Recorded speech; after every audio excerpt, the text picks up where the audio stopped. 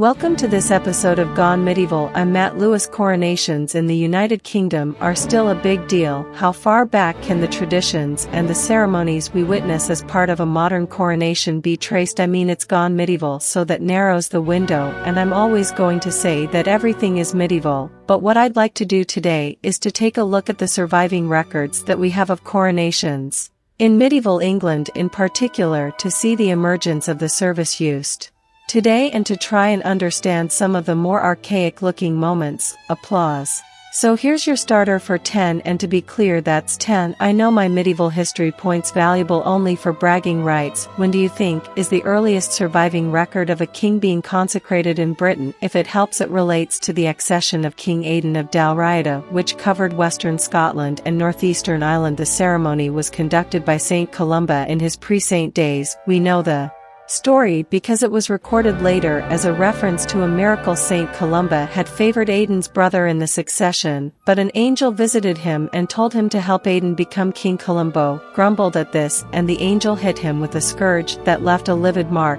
that scarred Columba for the rest of his life, and the angel threatened to hit him again if he didn't do as he was told. After 3 nights of visits, Columbus gave and went to the island of Iona and made Aidan king. This account ends by explaining that Columba prophesied the future for Aidan's descendants, and then says, and laying his hand upon his head he consecrated and blessed him. That last bit is a tiny passage, but is the first record of the consecration of a king in Britain, the act of anointing them that brings a religious, spiritual transformation into the ceremony. So any idea when it was? 5 points if you're in the 6th century, a full 10 points if you said 574. One of the core elements of the current coronation has been recorded for almost 1,500 years. The next document that we can use to trace the evolution of the coronation ceremony is the earliest known order of service for a coronation. It isn't clear which king this was drawn up for or whether it was meant to be a more general document, so I'm offering 5 points if you can get the right century, and a bonus 5 if you can tell me which city's library it can be found in while you get your answer. Sorted here are the words it says should be spoken after the initial prayers and lessons. In his days let justice and equity arise, let him be a help to his friends, to his enemies a hindrance, a comfort to the lowly, to the exalted a reproof. Let him be a teacher to the rich, a lover of the poor. Let him grant quiet to strangers and peace and rest to his own people, and ruling each one according to his power with gentleness, diligently learn to know himself, that being imbued with the spirit of godly sorrow he may show to the whole people a pattern of life well pleasing to thee, in going with the flock committed to his charge along the road of truth, may to the full obtain wealth and abundance, and receive likewise help for his soul and strength for his body. I quite like that this order also contains instructions for an anthem to be sung. It might sound familiar, and with good reason. At this coronation, Zadok the priest was to be sung today. That's Handel's stunning piece of music. You might well recognize it from the Champions League, if not from a coronation. So how long do you think say Dr. Priest has been recorded as part of the ceremony? 5 points if you said the 9th century. It's an anthem that's been changed, but which has been heard coronations for about 1,200 years. Foreign applause. Cat has a fantastic episode coming for you on the coronation regalia, so I'm not going to go into that here, but the ceremony refers to the king being giving a staff and a helmet rather than a crown, which is placed on his head by the bishops. It also describes the core parts of a monarch's duty at the end, something we'll see emerging more fully in later centuries. When the coronation oath becomes a core part of the service, it harks back to the Anglo-Saxon principles outlined in the 9th century. He stated it is the duty of a king newly ordained and enthroned to enjoin on the Christian people subject to him these 3 precepts. First, that the Church of God and all the Christian people preserve true peace at all times. Secondly, that he forbid rapacity and all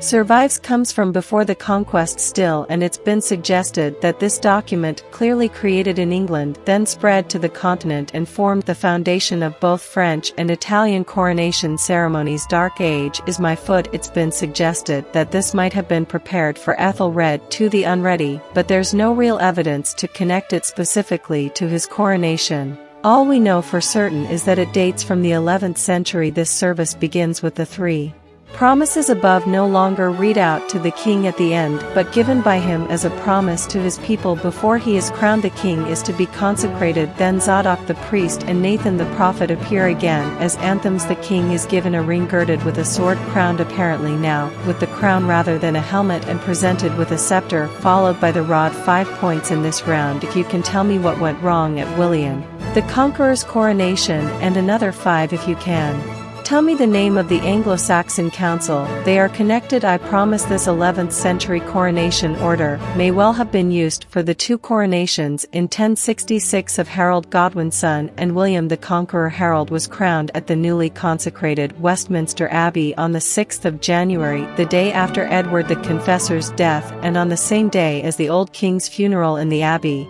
That he'd rebuilt classy William's coronation on Christmas Day 1066 didn't go well, and part of the reason for that is to do with an old Anglo-Saxon coronation tradition that William hadn't got rid of. Dukes of Normandy weren't kings, they didn't do coronations, so when William conquered England he had to rely on the old establishment to provide him with this key element of becoming a king. They in turn probably followed tradition and used a coronation order that they knew. In Anglo-Saxon England there was no automatic right of succession for the oldest son of a king. The term Effling meant something like throne-worthy and is an equivalent of the prince. In later times the king was elected from the pool of throne-worthy candidates that might include the old king's sons, but also his brothers and nephews. Here comes your chance for 5 points. The body that elected the king was the Anglo-Saxon council, called the Widening Gamut or the Witan for short, not the Wizen Gamut in Harry Potter.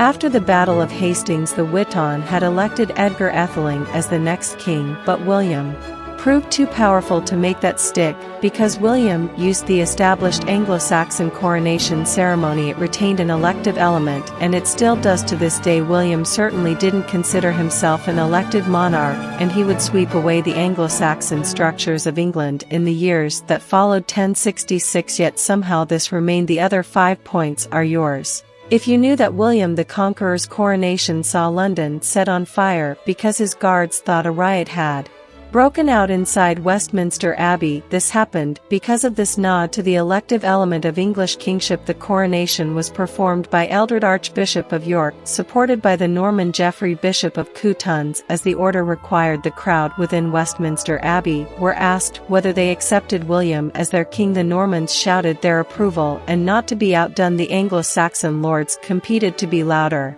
and more enthusiastic. The monk order at Vitalis noted that both groups gladly shouted out with one voice, if not in one language. The guards outside mistook the cacophony for trouble within. Order it recorded that hearing the tumult of the joyful crowd in the church and the harsh accents of the foreign tongue, they imagined some treachery was afoot. A slightly odd response was to set the surrounding buildings on fire. It spread with frightening speed around the timber homes, and Westminster was engulfed in smoke and flames. The abbey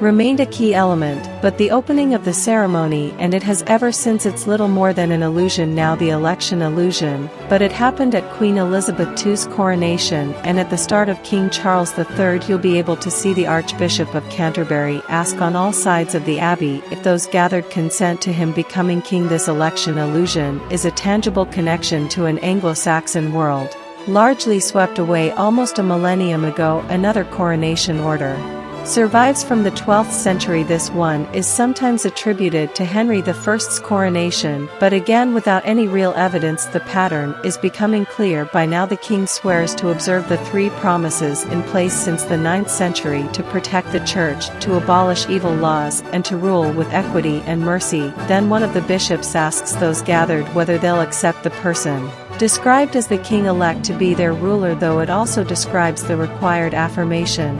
Response for the crowd: the king is then anointed with holy oil on his hands and then on his head, chest, shoulders and both elbows. He's then given the sword to defend his realm, bracelets of sincerity, a palla gown or mantle similar to a bishop's, and is then crowned. Next the king receives the ring, the scepter and the rod. After this the clergy and nobility are to give homage to the king. It's all starting to sound very familiar, isn't it? Henry I's coronation is interesting even if this document doesn't specifically relate to it. So 5 points if you can tell me who Henry I married as his first wife, and 5 more for naming his only legitimate daughter. Henry was the youngest son of William the Conqueror. His oldest brother Robert was Duke of Normandy. The next became William II of England, known as William Rufus, when Rufus died in a hunting accident, or was it in 1100? Robert should have become king as he'd agreed with William. However, Robert was away on crusades, so Henry swooped in and had himself crowned within 10 days of his brother's death. Henry made a great deal of being the first of the conqueror's sons to have been born in England. He was so keen to reinforce his Englishness and to forge a link to an Anglo-Saxon past some must have still longed for that he married. And 5 points if you got it. Matilda of Scotland. Matilda's mother was a member of the House of Wessex, and Matilda was the great-granddaughter of King Edmund II, who was also known as Edmund Ironside, and was the son of Ethelred the Unready. The point was that she gave some Anglo-Saxon English legitimacy to Henry's claim to be king. Henry's is the first recorded coronation charter. In 1100 he offered it to reinforce his claim and his position. It mirrors the 3 key promises a king was required to make before their coronation, and it includes the words, "Know that by the mercy of God, and by the common counsel of the barons of England, I have been crowned king of this realm, and because the kingdom has been oppressed by unjust exactions, being moved by reverence towards God, and by the love I bear you all, I make free the Church of God, I abolish all the evil customs by which the kingdom of England has been unjustly oppressed." This charter was known to the barons during King John's reign and appears to have influenced the formation of Magna Carta in 1215.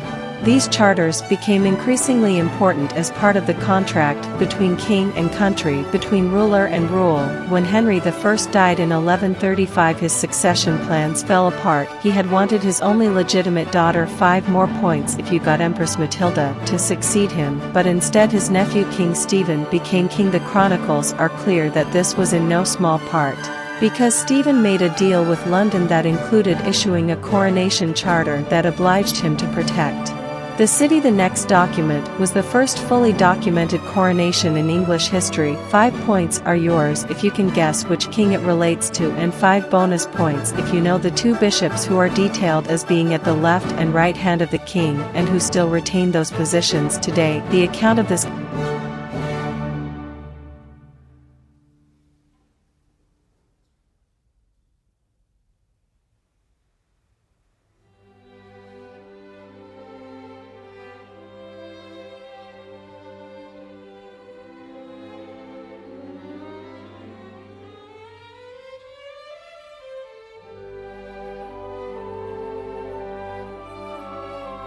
Bishop of Durham. 2 points if you said the Bishop of Bath and Wells, and take all 5 points if you got them both. The Bishop of Durham traditionally stands on the monarch's right side and the Bishop of Bath and Wells on their left. That's been the case since at least 1189, so we're witnessing over 800 years of tradition here too. One interesting aspect of the account is that Richard is described as the Duke before he's anointed, meaning Duke of Normandy. This retains that nod to the elective element of a coronation. Richard is not king until he's elected and then anointed. The coronation makes him into a king, not the death of his predecessor. The law would be changed to bridge that gap in the reign of Henry III, so that when he died in 1272 his oldest son Edward I succeeded immediately into regnums with no king's peace to be kept had proven destabilizing and dangerous. Howden records that when the Duke came to the altar he swore in the presence of the archbishops, bishops, clergy, and people on his knees before the altar and the most holy Gospels laid thereon and the relics of many saints, that he would keep peace, honor and duty towards God and Holy Church in her customs all the days of his life. Secondly, he swore that he would exercise right justice and equity among the people committed to his charge. Thirdly, he swore that he would annul any evil laws and customs that might have been introduced into the realm and make good laws,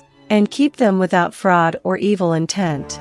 This is still the core promise kings had to make since at least the 9th century. Howden then describes the anointing. He says, Richard was stripped except for his shirt and breeches, and his shirt was torn apart at the shoulders. Later coronations would see the use of a specially created shirt with ties in the spots to be anointed that were undone and then neatly retied. In 1189 Richard's shirt was simply torn open. The narrative goes on to say that Richard was anointed on the head, chest and arms to signify glory, courage and knowledge. Bridget's head was then covered with a linen cloth and a coif that was to be kept on for a week, after which it would be ceremonially removed and his head washed. One part of the ceremony we haven't mentioned too much yet is the homage given to the monarch after they were crowned. This symbolizes the fact that once the coronation has been completed, they're in charge and are owed allegiance by everyone. Richard's coronation is interesting because Howden notes that he received homage from his bishops and barons the second day after his coronation rather than at the end of the ceremony or at the coronation feast. Immediately afterwards, homage was the confirmation of loyalty and service owed to a ruler. It usually required the person giving homage to kneel before the king with their hands pressed together as if in prayer. The monarch would enclose the vassals' hands in their own. While the oath was recited, coronation orders give the wording to be spoken. For clergy and nobility separately, archbishops and bishops were required to confirm that I give their name shall be faithful and true in faith and truth bear unto our sovereign Lord and your heirs kings of England, and I shall do and truly acknowledge the service of the lands which I claim to hold of you as in right of the church, so help me God. Peers would swear fealty with these words, I giving their name and title to become your liege man of life and limb, and of earthly worship and faith and truth I shall bear unto you to live and die against all manner of folks, so God me help. With that it was largely done. The kingdom was variously saddled or endowed with a new ruler who would define the lives of the people for years, perhaps decades to come, if there was any lingering sense of an elective element. Even the Anglo-Saxon had been clear that once a king was anointed and crowned, they were king forever. It wasn't something that could be undone, at least not by the 12th century. Edward the First was the first king to succeed immediately on the death of his predecessor, but he also introduced another part of the coronation ceremony that remains a fixture to this day. Every monarch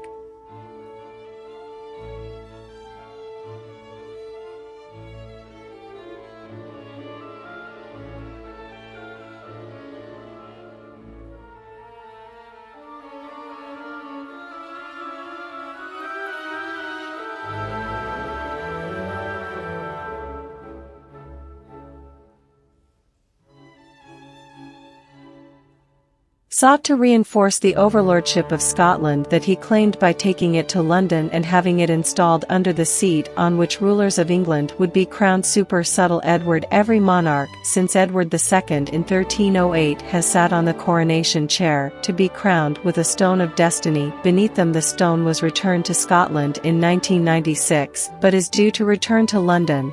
For King Charles' coronation, he'll be the 30th monarch in a row to sit on the coronation chair at this moment, just as his mother did 70 years ago. While we're mentioning Edward II, the holy oil used in the coronation was for a long time said to have been delivered to Thomas Becket by the Virgin Mary. Part of the story was a prophecy. It was claimed that the fifth king after his would conquer the world. The fifth king after Henry II was Edward II, who didn't conquer the world. One other odd thing that emerged as a result of the prestige attached to the coronation was the Court of Claims. It isn't clear precisely when this was established, but the first minutes of a meeting before a coronation come from the preparations for Richard II's ceremony in 1377. This court's job was to arbitrate the various claims to offices, posts, rewards, or swag that arose around the time of a coronation. Ordinary people could get in on the act too. Traditionally expensive cloth was laid along the route of the coronation procession. From Westminster Hall to Westminster Abbey, the portion within the abbey was donated to the abbey as Its fee for performing the coronation, the part that was outside the abbey door, was cut up and distributed amongst the crowd. It was really valuable cloth, so there was a financial incentive to attend the coronation as well as getting to see the king and help him celebrate. One of the other really well-recorded coronations is that of Richard III. Now I know you didn't think I was going to go through the whole episode covering the span of the medieval period without mentioning this guy. Richard III's coronation has detailed records that tell us who carried what and where. For example, Thomas Lord Stanley carried the constable's mace and would take a central role in deposing Richard. 2 years later, Stanley's wife, Lady Margaret Beaufort, the mother of Henry Tudor, carried the Queen's train, yet her son would defeat Richard at Bosworth. The swords used at the coronation each bore a meaning, and the Earl of Northumberland carried the blunt sword of mercy and was present at Bosworth on Richard's side, but failed to intervene on the king's behalf. Richard's coronation is particularly interesting because his wife and Neville is crowned during the same ceremony. This was a rare occurrence. There were only 3 others between the Conquest and Bosworth, 5 points for each of them that you can name. If a king was married when he came to the throne, he could have his queen consort crowned at the same time as early as the Second Coronation Order. That we have the one from the 11th century. There are instructions for what to do if the queen is to be crowned as part of the same ceremony. It generally follows the same process, but after the king and sort of as a junior ceremony. The first 5 points are yours if you knew that the last time this had happened before 1483 was the coronation of Edward II and his wife Isabella of France in 1308. So in 1483 it was the first time this had happened for 175 years. This reflects a hugely unsettled period in English history. Edward II was deposed by Isabella in favor of their son Edward III, who was 15 at the time. Edward III was succeeded by his 10-year-old grandson Richard II, who was deposed by his widowed cousin Henry IV, whose unmarried son succeeded him and was in turn succeeded by his 9-month-old baby son as Henry VI, who was then deposed by the unmarried 18-year-old Edward IV. The coronation of Richard III and Queen and Neville must have appeared to represent a return to a more settled period. There was a settled married couple with a son coming to the throne for the first time in almost 2 centuries. I wonder how many plotted even on that day to ensure it wasn't to be so. Now those are the 2 coronations.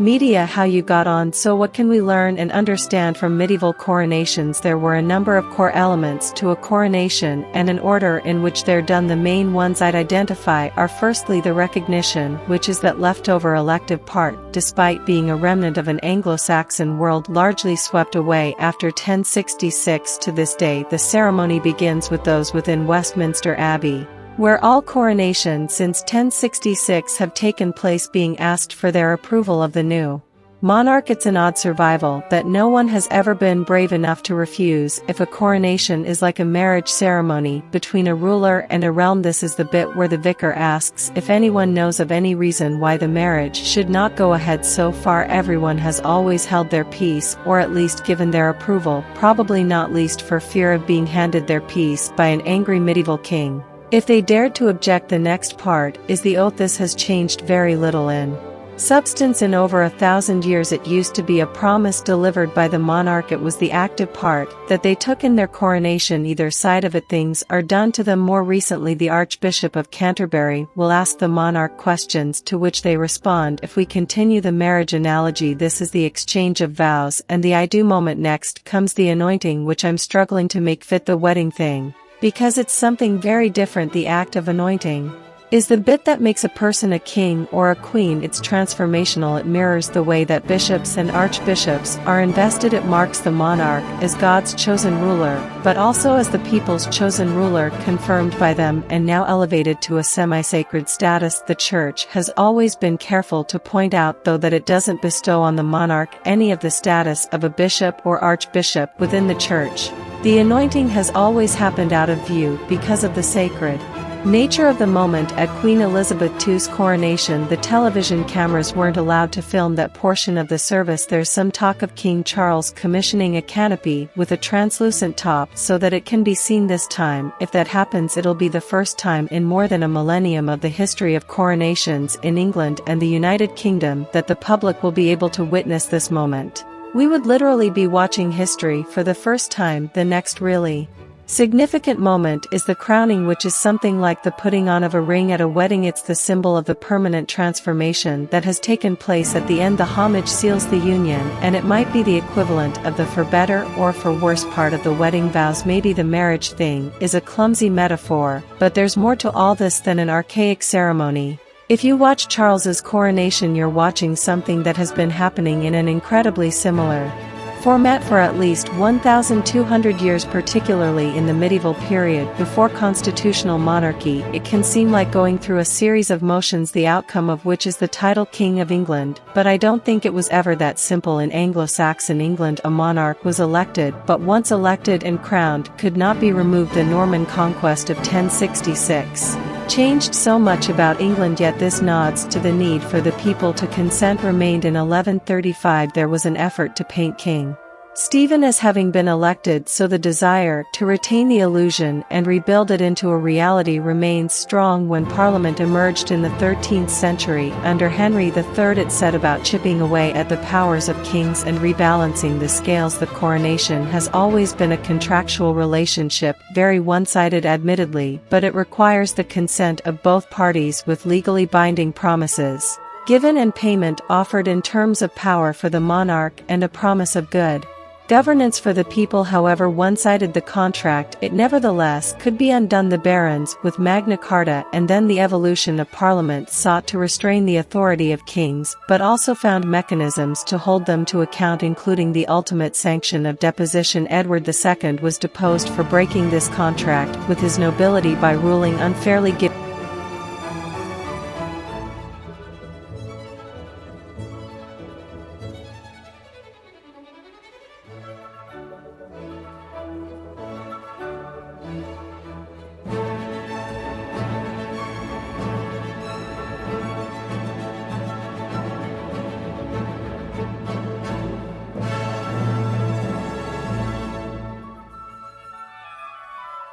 Justly and fairly, which often required a strength that Henry didn't possess. Medieval kings of England had unrivaled power, but it wasn't unlimited, and it became increasingly less unrestrained as the medieval period progressed. There was always a quid pro quo. Power was given against the promise that it would be wielded for the good of all. Failing to meet the obligations imposed could lead to the ultimate sanction of the removal of that power. In many ways, the coronation ceremony today reminds us of that democracies all around the world rely on that acceptance, usually by public vote, of a government that rules for a period, wielding the power granted to them, getting it wrong, failing to drive out evil laws, to govern with justice and equity for the benefit of all. It's still the best way to ensure another term won't be given. For me, a coronation is a huge moment of historical interest, from angels slapping saints into doing as they're told, to remnants of an elective monarchy that slipped through the conquest net, and the slow efforts to reduce the power of the crown. Theater and pageantry, little changed in more than a millennium, will be watched by millions in their homes around the world. It's also a gentle reminder of the way we expect to be treated on the other side of the contract being created. We consent, receive assurances, give power, and judge the outcome. There'll be some cracking gowns and hats too, I guarantee it, at German on Tuesday.